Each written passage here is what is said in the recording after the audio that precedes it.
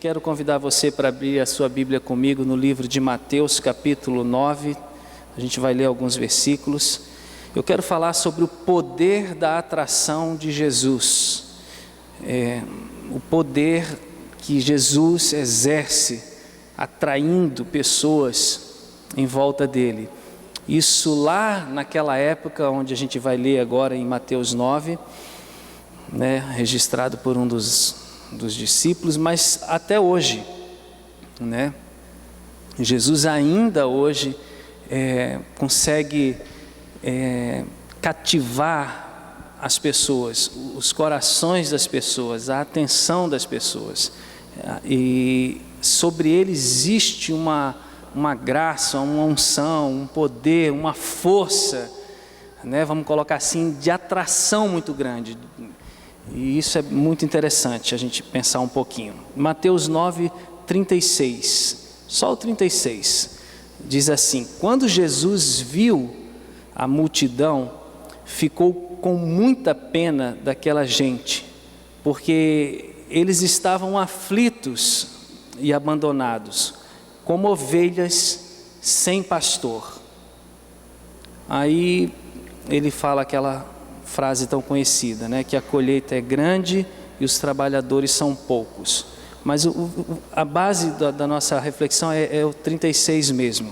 Jesus vê a multidão, se compadece, tem pena daquelas pessoas e percebe que elas estavam em aflição, abandonadas, comparando como ovelhas que estão sem pastor. Vamos orar rapidamente. Senhor, obrigado por tudo que o Senhor já está falando aos nossos corações nessa noite. Obrigado pela presença do Senhor na nossa vida, no nosso meio. Obrigado pelo Teu Espírito, que é santo, que é o Espírito da verdade, que é o Espírito de amor e que tem sido derramado nos nossos corações. Fala-nos um pouco mais nessa noite. Te peço isso em nome de Jesus, que a nossa mente esteja guardada e atenta à sua voz. Obrigado porque o Senhor nos reúne todas as semanas para que a gente tenha não apenas comunhão com o Senhor, mas também para que a gente possa desfrutar dos nossos irmãos e aprender uns com os outros. Obrigado por isso, em nome de Jesus oramos, amém. Volta e meia eu fico pensando nisso, como era essa força que emanava de Jesus, a ponto de às vezes pensar assim: puxa, eu poderia ter nascido naquela época só para estar perto dele e ver ele andando, e ver ele ensinando, e ver ele fazendo coisas, e ver o reino se manifestando através dele. Mas volta e meia me ocorre esse pensamento: como é que pode alguém assim com essa capacidade de atração, por uma razão sublime, por um motivo de salvação, um motivo santo, como é que pode reunir pessoas dessa forma, trazê-las para perto? Isso me impacta, isso me chama a atenção. E nesse versículo que a gente leu, de Mateus 9,36, existe o registro de uma das razões porque Jesus tinha essa capacidade, que está ligada ao fato do sentimento que Jesus tinha em relação às pessoas, de um modo geral. Jesus era um cara desprovido de preconceito. Ele diz aqui, Mateus, que ele olhou para a multidão diferente de como as pessoas, de um modo geral, como eu e você olhamos. Ele olhou para a multidão e não viu apenas a massa humana, a massa de manobra. Ele não viu, vamos dizer assim, apenas números que o impressionavam. Ele olhou para a multidão e conseguiu enxergar o coração daquelas pessoas. Eu imagino que é como talvez um pastor que lida com um animal todo dia é capaz de olhar e ver nos olhos da ovelha a tristeza, a alegria, o medo, ou ver o grupo, o rebanho acuado, agitado. Jesus tinha essa capacidade. O Espírito Santo deu a Jesus essa sensibilidade. E ele olhou e viu então aquelas pessoas com um olhar de misericórdia, de compaixão. A Bíblia diz que ele se compadeceu, né? Que ele foi capaz de olhar para aquela multidão e tolerar talvez muitas coisas que estavam acontecendo ali, muitos olhares, talvez de desconfiança, talvez de raiva, talvez de angústia, mas ele olhou bem no fundo daquela multidão, olhou possivelmente em alguns olhos, né? Fitou alguns olhos, e ele percebeu que aquelas pessoas, elas estavam abandonadas, que elas estavam perdidas, que elas estavam angustiadas e aflitas. E nos nossos dias as multidões continuam passando por esse problema. Acontece que a multidão é um lugar propício para as pessoas se esconderem. É um lugar propício para, né, a gente não ser notado.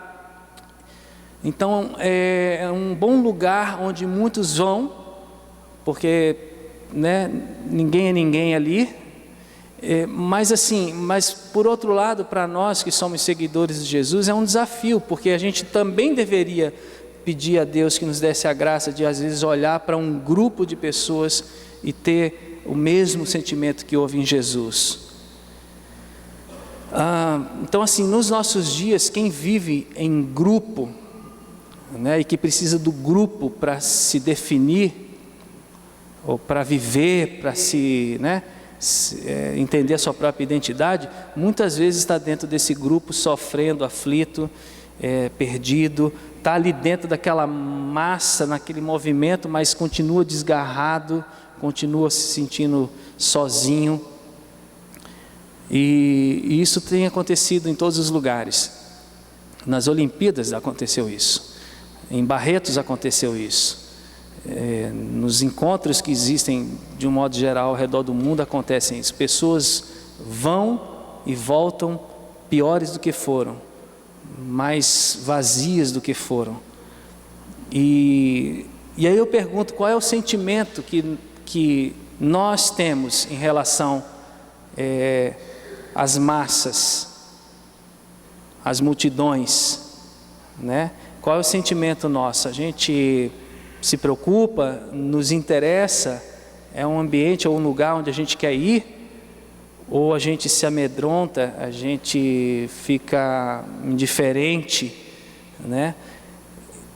Esse texto me faz pensar que é bom que às vezes a gente entre no meio das multidões, né? Porque lá a gente vai esbarrar e se deparar com alguém que possivelmente esteja precisando de Deus, de Jesus, e a gente vai estar ali à disposição. Como é que a gente se sente quando a gente vê esses grupos?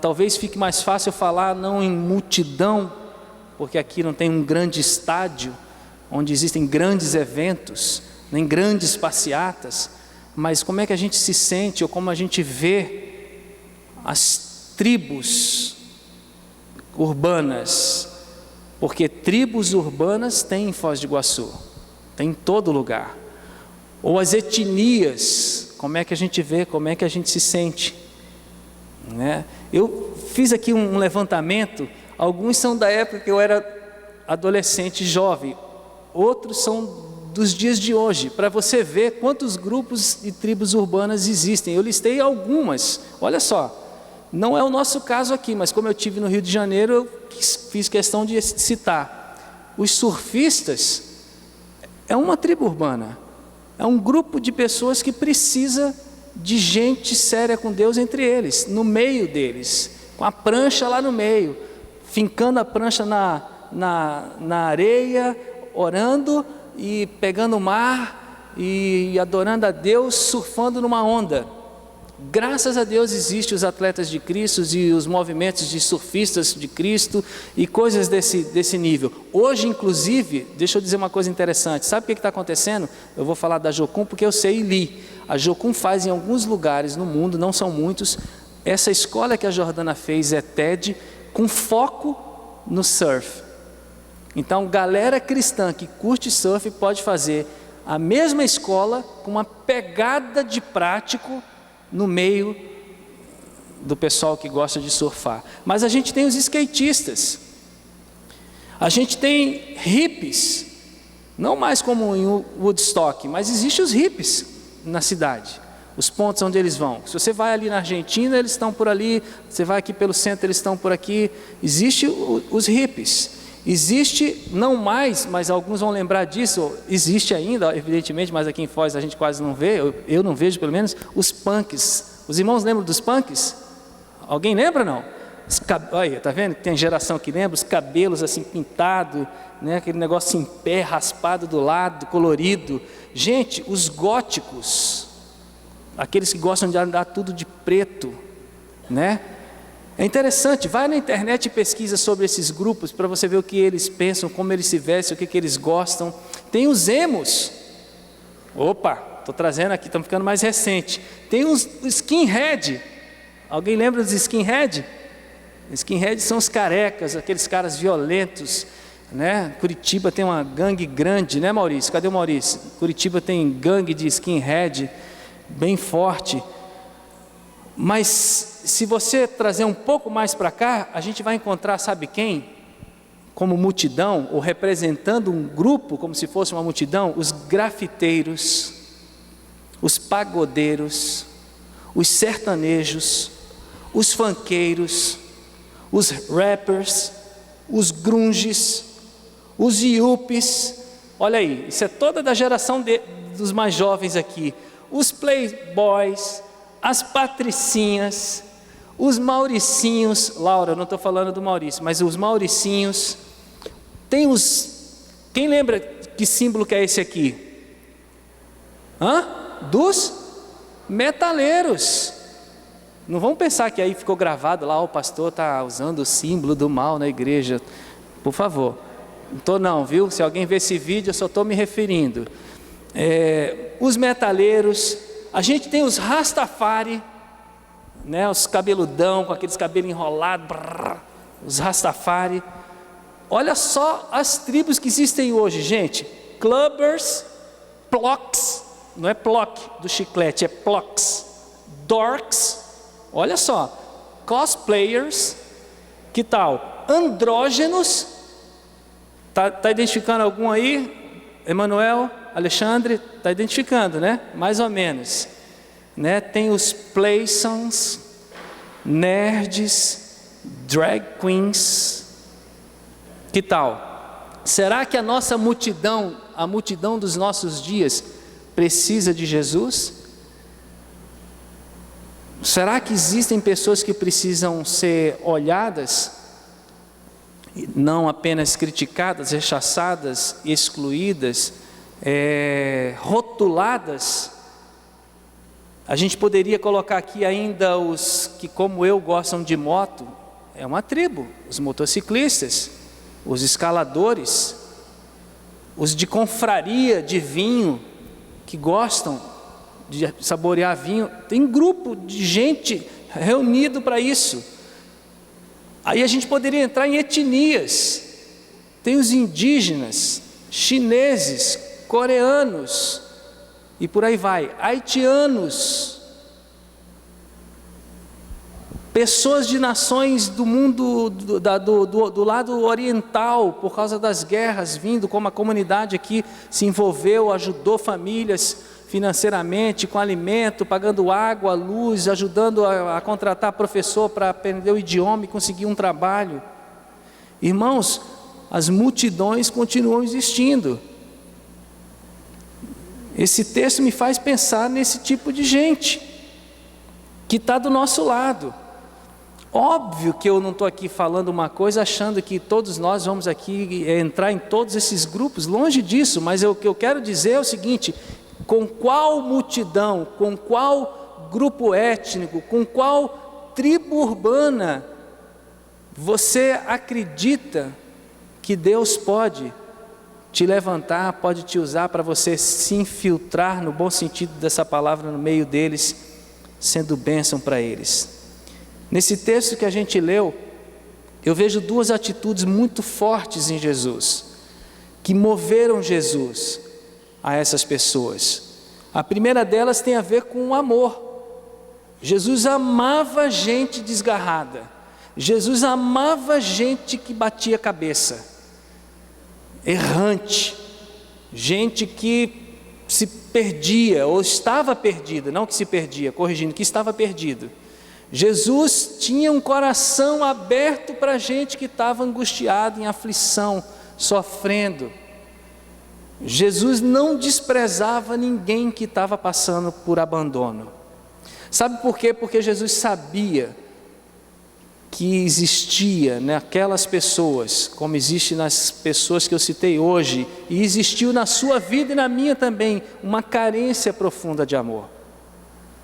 Jesus sabia que o fato de elas estarem numa tribo ou numa multidão não significava que elas eram pessoas que sentiam a presença de Deus, que estavam cheias de Deus porque se tornaram moradas do Espírito de Deus.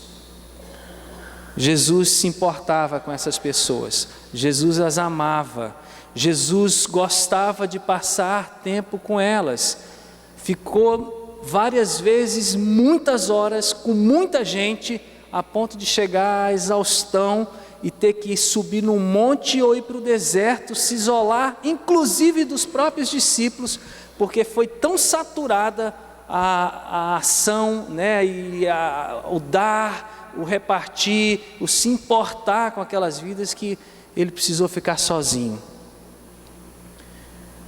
Ele gostava de ficar com esse pessoal. Ele inclusive recebeu um apelido, amigo dos pecadores, Lucas 7:34, que a gente várias vezes já falou sobre isso, ou ouviu sobre esse assunto.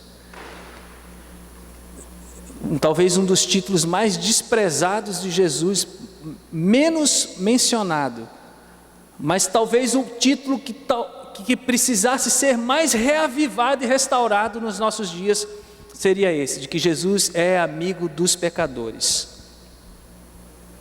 A igreja gosta de que ele é o rei dos reis, o leão da tribo de Judá, o príncipe. Ela gosta de botar Jesus nas nuvens, no alto, porque é no alto que ele vive, mas ele também vive entre nós através do Espírito Santo dele. E ele gosta de pisar na terra, andar pela terra. Foi isso que ele fez enquanto ele era jovem. Que pena que Jesus partiu com 33 anos. Mas que bom que dos seus, pelo menos assim a gente entende, dos seus 12 até os 33, ele foi usado por Deus de uma forma muito forte. Mais ainda nos últimos 3 anos de ministério. Mas Jesus preferia estar no meio do povão, no meio da galera, no meio das tribos, das multidões. E às vezes, saindo desses ambientes, ele cruzava com alguém e ele também tinha tempo para gastar um tempo específico com uma pessoa só. Porque Jesus tinha essa dinâmica, essa flexibilidade. Ele não era um homem de multidões somente, para impressionar. Ele era um homem que tinha amor por gente. Tinha amor por gente desgarrada, sofrida, como eu falei, gente que estava batendo a cabeça. E isso aí, às vezes ele encontrava no meio das multidões e às vezes ele encontrava sozinho pelo caminho. Mas ele preferia estar com esse tipo de gente do que estar na sinagoga. Ele preferia estar no meio do povo, sendo luz, porque ele era a luz do mundo e sal da terra verdadeiramente. Ele preferia estar ali no meio da terra, para que a terra não fosse apodrecida, e no meio do mundo, vamos dizer assim, que jaz no maligno e vive nas trevas, para que o povo não ficasse batendo a cabeça para sempre. Pelo menos eles tivessem a oportunidade de saber que a luz havia chegado. Ele gastava, com certeza, a maior parte do tempo dele. Não fiz essa pesquisa, até quem quiser fazer, faça, depois me ajude a saber, que eu vou anotar quantos % do tempo dele, mas a maior parte do tempo de Jesus era nas aldeias, nas ruas, nas vilas, entre as pessoas que precisavam do reino de Deus. não entre os religiosos e os líderes da sua época. Esse pessoal, Jesus teve uma agenda bem restrita para eles. E normalmente quando estava com eles, o negócio pegava, o tempo fechava, porque eles não entendiam o coração de Deus nem o de Jesus. Portanto, o negócio de Jesus era aí no meio do povo, era aí onde o povo estava. E é disso que eu estou querendo falar nessa noite, é dizendo o seguinte: irmãos, precisamos voltar a entrar mais, com mais foco, com mais objetividade, com mais ousadia entre o povo, nas tribos, e não ficarmos usando sempre a ideia de que é o seguinte: eu vou testemunhar para o meu vizinho, para o meu amigo de trabalho. Às vezes a gente passa 200 anos e não abre a boca para o vizinho nem para o colega de trabalho. Se você testemunha para o seu vizinho mesmo, se ele já sabe que você é cristão, segue Jesus, que você ama Jesus, que você se relaciona com ele, ótimo, maravilha, continue fazendo isso. O do trabalho também, mas fora os familiares, os vizinhos e os colegas de trabalho, existem milhares de pessoas, existem nichos sociais onde Deus pode usar você de uma forma poderosa. E inclusive você precisa orar e pedir a Deus onde Ele quer te usar, porque às vezes a gente fala assim: mas eu não tenho idade para isso. Engano. Eu conheci um casal lá na Jocum, de americanos, ele tem 65 anos, ela tem 60 anos, e os dois trabalham na comunidade. Vieram para o Brasil fazer as escolas que a Jordana fez e vão ficar no Brasil trabalhando com as crianças na comunidade. Então não tem muito a ver assim: ah, mas é que eu gosto de roupa social. Não tem problema. Você gosta de roupa social, você pode trabalhar, não precisa trabalhar só com gente que se veste desse jeito. Deus, aonde o Senhor quer me usar?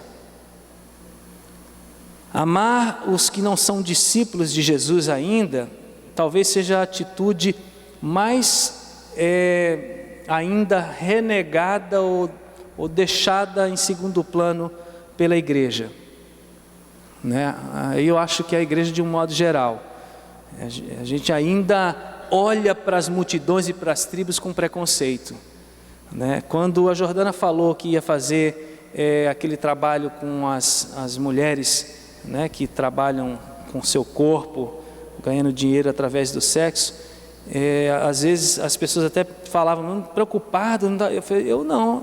Quando ela foi, a gente já entregou na mão de Deus, de Jesus. Jesus vai cuidar dela lá. Eu fiquei feliz de ela ter tido o privilégio de ter se unido com um monte de gente de diversas idades para ir na vida noturna do Rio de Janeiro, na Vila Mimosa, o lugar mais promíscuo do Rio de Janeiro, para ir lá ver as mulheres se prostituindo, chegar junto, bater um papo, conversar, dar um presente, um abraço, fazer um lanche. Quem leu a última carta dela, ou a penúltima, eu não lembro assim a ordem, ela contando de que às vezes tinha que orar, pedindo a Deus: Deus, não deixa ela entrar naquele carro não, não deixa ela entrar naquele carro não. E às vezes a pessoa entrava, às vezes talvez uma ou outra não entrasse, enfim, né? Orando, pedindo a Deus que os olhos sejam abertos, que o coração seja tocado. É um nicho social onde a gente pode entrar, deveria entrar. Quem foi chamado entre nós para ir até essas pessoas? Jesus amava essas pessoas, amou as multidões. Como a gente vai alcançar essas pessoas se a gente não abrir o coração para vê-las, para enxergá-las? Como é que a gente vai amar essas pessoas se a gente sequer chega para Deus e diz assim: Deus, aonde o Senhor quer me usar? E ser usado por Deus no bom sentido dessa palavra, entre qualquer pessoa que Ele escolha você para ser usado, é um privilégio, gente, é uma bênção, é uma alegria. Vai realizar você e a mim de uma forma que a gente não se realizaria comprando um carro novo, entrando numa casa nova, ou fazendo uma viagem para, sei lá eu para onde, para um país distante com praias paradisíacas. É muito bom fazer isso, quem pode, faça. Mas aqui, no nosso dia a dia, onde Deus pode nos usar, onde o Espírito Santo quer usar você e quer me usar. Eu estou tentando, irmãos, pensa que eu sei não, para a gente até que é pastor, isso é um paradigma ainda pior, sobre certo aspecto, porque se espera de um pastor que ele fique trabalhando com ovelhas, né? Com ovelhas dentro da comunidade. Mas existem ovelhas desgarradas, e essas ovelhas desgarradas, elas estão nesses lugares. Precisamos entrar lá. Deixa eu dizer uma coisa para vocês, eu não estou muito certo e seguro, mas eu venho orando e namorando essa ideia realmente de estar dentro de grupo de moto. Eu não sei se vou abrir um grupo, já conheci 2 caras que são líderes de grupo grandes no Brasil, já estou falando pela internet, não sei se vou me filiar a isso, não sei se eu vou me filiar a um grupo que já existe por aqui, eu não sei. Se eu não fosse pregar hoje, eu falei para a Lília, eu ia estar lá em Paranavaí está tendo um Motofest lá, Deus te abençoe, Cíntia, está tendo um Motofest lá, que é um dos maiores do Brasil. Eu ia sair 5 horas da manhã ontem, estava tudo certo, tudo certinho. Aí orei, conversei com a Lília, com as meninas, acabei ficando. Eu falei, eu vou voltar domingo no final da tarde, eu vou estar bem cansado. E eu tinha essa responsabilidade, mas eu estou orando. E se você me vê um dia com um colete nas costas, andando com um grupo de motoqueiro, tenha certeza disso, eu não estou fazendo nada errado. Porque quando a gente pensa num grupo de motociclista, é como se fosse o skatista, ou grafiteiro, ou qualquer outra, as pessoas já acham que os caras estão, né? Não vou mencionar, até para que não fique gravado, mas é como se só tivesse gente com vida torta. Não. Então assim, se você me vê nisso, é porque eu estou orando e estou pedindo a Deus que Deus me leve, nesse sentido. E eu não estou brincando, eu estou falando sério. Sabe por quê? Porque eu gosto, é uma paixão que eu tenho de criança, e que Deus agora, depois dos 40, está me possibilitando. Então assim, como a gente vai encontrá-los? Como nós vamos amá-los, se não abrirmos o nosso coração para Deus? Pergunto, como nós estamos em relação a alcançar essas tribos? Será que ainda existe disposição na sua vida, na minha vida, para a gente se embrenhar no meio de alguém, de um grupo, e amar essas pessoas? Tem muita igreja que não quer mais se envolver com esse tipo de gente. Sabe por quê? Porque ela olha e diz assim, esse povo é de opinião contrária, eles são divergentes, eles são rebeldes, eles não querem nada com Deus. Essa é a forma mais fácil de a gente se relacionar com qualquer tribo urbana ou com qualquer etnia. Esse povo aí, na história deles, eles são pagãos. Não é essa a nossa postura, não deveria ser essa a nossa atitude. Não estou dizendo que é, mas muitas vezes a gente acaba agindo desse jeito. Tem igreja que não quer se envolver com esse tipo de pessoa. Tem gente dentro da igreja que, inclusive, é o seguinte, deixa como tá ótimo, para quê? Para que crescer? Imagina, chegar aqui o pessoal tudo de preto, o outro todo com cabelo, o outro cabelão aqui, tudo tatuado, imagina, vai dar trabalho, é melhor assim, se a igreja crescer, Deus me livre, fica impessoal, fica frio. O bom é a igreja pequenininha, né? Que a gente se conhece, todo mundo sabe o nome de todo mundo, né? Ai gente, pelo amor de Deus, vamos deixar as pessoas padecerem, sofrerem, continuarem desgarradas, abandonadas em aflição, porque a gente quer saber o nome das pessoas. Não entre em crise se você entrar aqui, que não é um grupo muito grande, é um grupo pequeno, médio, e dizer assim, eu não conheço todo mundo da senha até hoje. O que importa é que você conhece Jesus, Jesus te conhece, você conhece alguns irmãos te conhecem. E sabe o que a gente tem que estar fazendo aqui? Celebrando Jesus e contando das coisas boas que Jesus está fazendo na nossa vida, aprendendo estratégias com Jesus e voltando para viver a nossa vida lá fora, para ser sal e luz e influenciar as pessoas e amá-las e cuidá-las e estar no meio delas. Isso é desafiador, isso é bom demais, isso traz vida. Necessitamos, irmãos, voltar os nossos olhos e o nosso coração para quem está longe, para quem não vive do jeito que a gente gosta. Quando a gente eu não gosto desse grupo de pessoa, isso é egoísmo. Jesus não pediu para você gostar dos grupos que estão aí na sociedade, Ele pediu para você e para mim, a gente o quê? Amar. Gostar, Ele vai entender que você não gosta, que você não se identifica, né? Eu particularmente, eu nunca gostei de rock pesado, de heavy metal, mas tem gente que ama.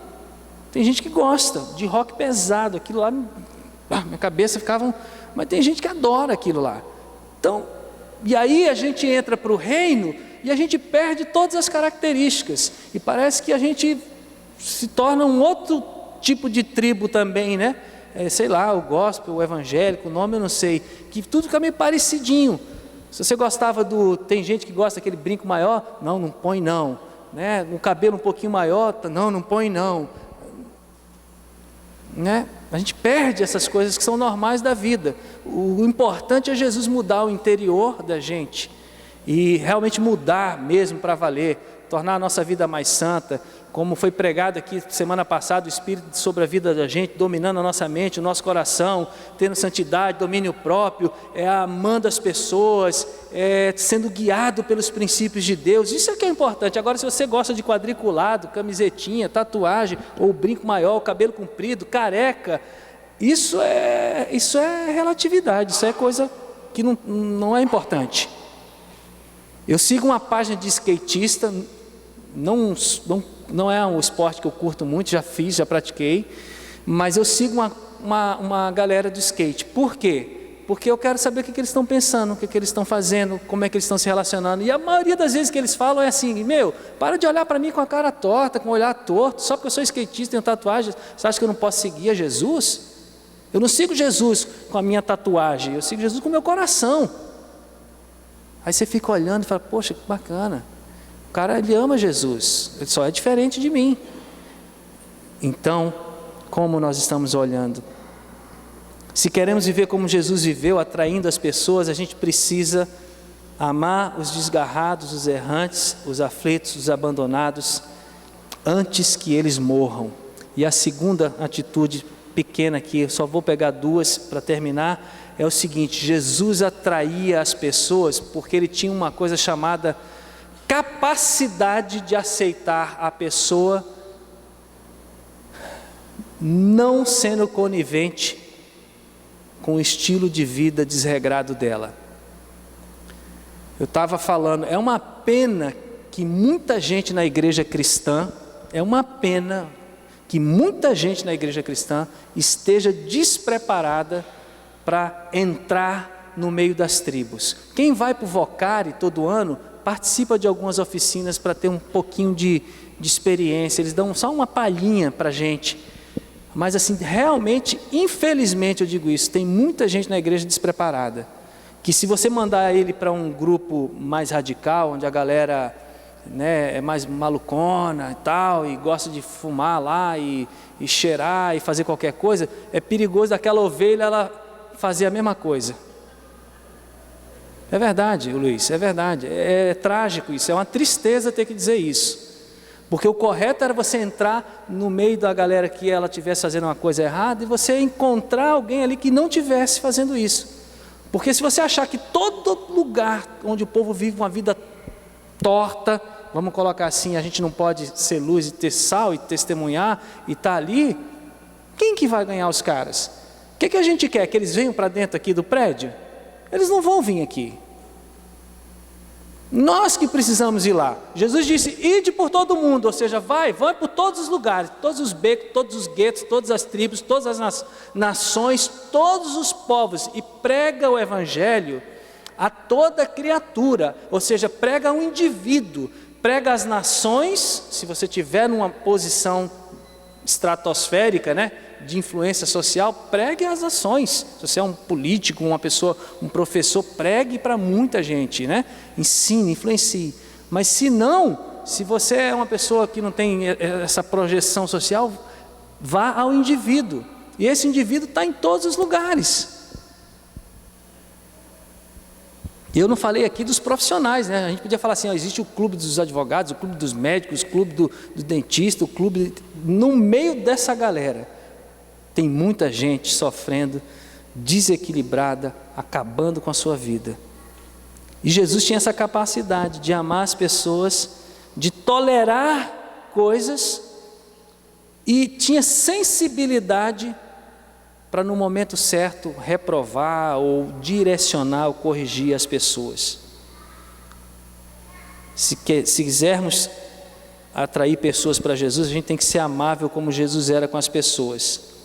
A gente tem que ser amável com quem se aproxima da gente, que muitas vezes vem nos visitar, que a gente conhece, até sem ter ido com intenção. A gente tem que criar em volta da gente um ambiente onde a pessoa chega e não se sente mal, se sente aceita, se sente, em paz, com tranquilidade. Ela pode ser ela. Eu lembro de uma vez que eu e a Lira levamos um grupo de pessoas lá para a nossa casa, e não vão se escandalizar, tá, irmãos? Isso foi uma vez. E aí o pessoal chegou e tal, queria fazer um queijos e vinho. Na casa faz tempo. Aí foram no apartamento, era um grupo bem pequeno, umas 10 pessoas. Ratearam, foram lá em casa. Aí tinha um lá que chegou assim: eu fumo, posso fumar? Eu falei: olha, posso só te pedir uma gentileza? Não fuma aqui dentro, só porque como a gente não tem o hábito de fumar, mas vai aqui na sacada, pode fumar. Aí eu sei que o que ficou assim na cabeça das pessoas é tipo assim: como é que pode? Na casa do pastor. Tanto que uma dessas pessoas assim que de alguma forma me conhece nesse grupo, chega sempre e fala: meu pastor. Isso é a pessoa, foi o impacto que ela recebeu de Jesus, não sou eu. Pastor querido, eu gosto tanto de você. Só porque eu agi assim. Se eu tivesse feito aqui esse mal não entra na minha casa. Sai fumaça em nome de Jesus. Gente, então aceitar a pessoa. Não ia fazer nada se ela fumasse, só pedir para não fumar lá dentro por causa do cheiro mesmo, porque até então ninguém ia fumar dentro da minha casa. Então eu falei: vamos ali na sacada ali, tem vento ali. Então, gente, todo mundo, para terminar, precisa ser amoroso. A gente precisa aceitar as pessoas. Se a gente quiser trilhar o caminho do rancor, da antipatia, de ser desagradável, a gente não vai conseguir realmente impactar a vida de ninguém. Jesus não era assim. Jesus era tão bem-quisto que até as criancinhas gostavam de estar perto dele, porque ele devia ser um cara divertido, alegre, feliz. E nós que somos servos de Jesus, amamos a Jesus, somos do corpo de Cristo, temos que se parecer com Ele. Então a gente tem que ser agradável, tem que ser alegre, tem que ser simpático. Não precisamos sair rindo, mas precisamos ter simpatia, precisamos aceitar as pessoas, bater um papo legal, sem problema, sem crise com as pessoas. Não precisamos falar só de Jesus, podemos falar de várias coisas. E de Jesus também, porque é a mensagem principal que a gente deve levar, mas não só. E isso é para todos nós. Então o bacana é olhar para Jesus e saber que Ele amava o pecador e ainda assim Ele não era conivente com o pecado da pessoa. Uma aula sobre como ser simpático, como ser alguém que tem uma atmosfera e cria um ambiente de aceitação sem condenar o pecador, é dada por Jesus no encontro de Jesus com a mulher samaritana. Ali está a aula.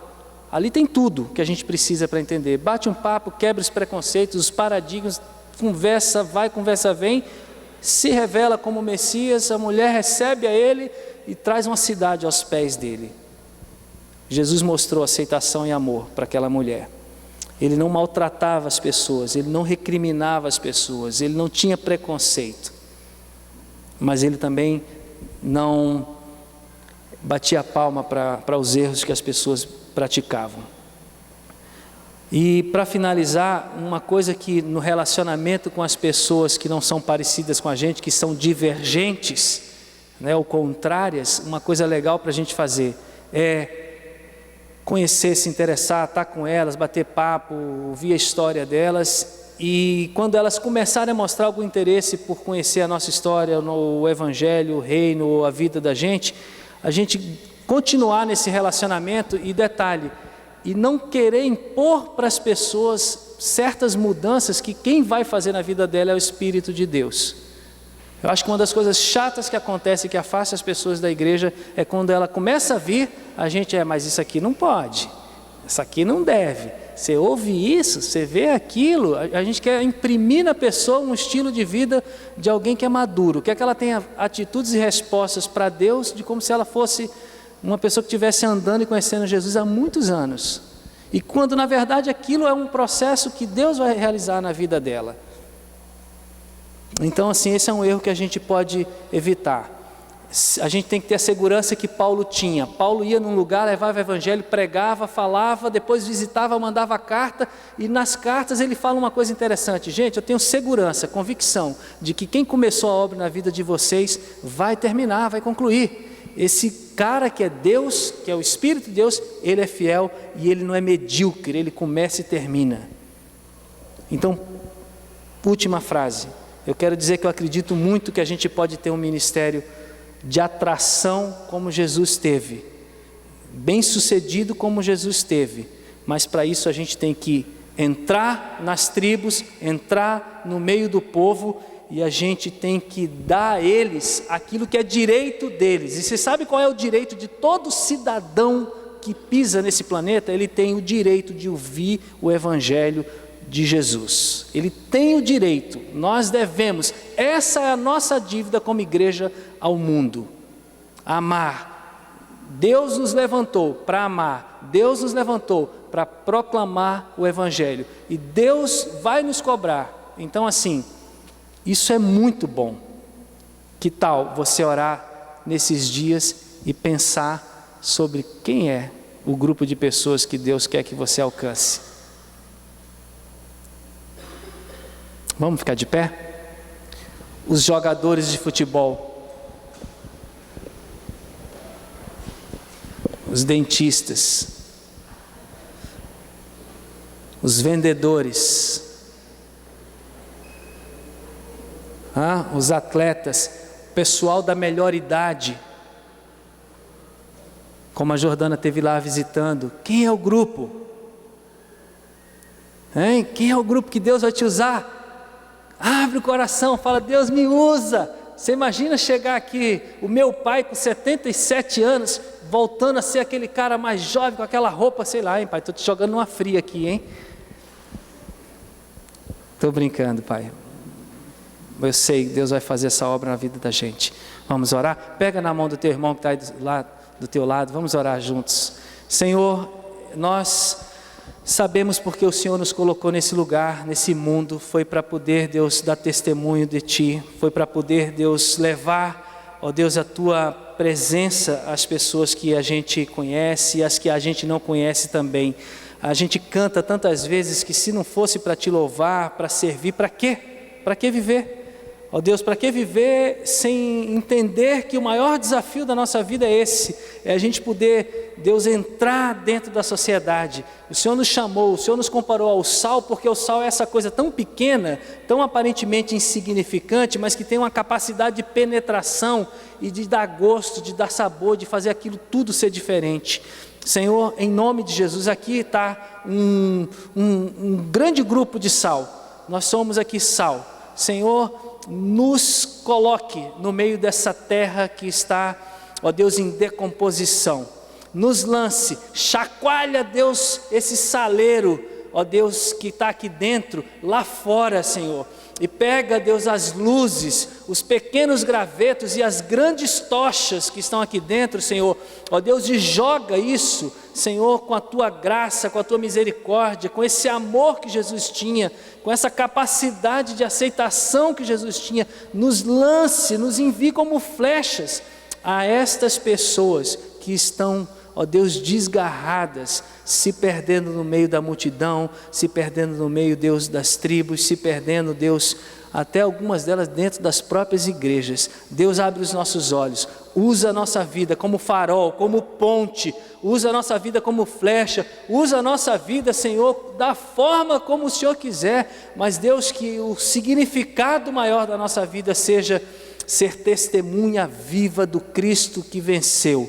Pai, obrigado por isso, ó Deus, que a gente saia daqui desafiado, encorajado, Senhor, dá experiência para a gente. Deus, resgata, ressuscita no nosso coração, ó Deus, aquela paixão que nós tínhamos quando nós éramos jovens, por alguém, por pessoas, por grupos, aqueles sonhos, Deus, que hoje a gente deixou, ó Deus, embaixo do travesseiro, adormecido, esquecido. Ressuscita, Senhor, através do poder do Teu Espírito Santo, e usa a nossa vida, usa os nossos filhos, Senhor, ó Deus, sacode a nossa cidade, Senhor, em nome de Jesus.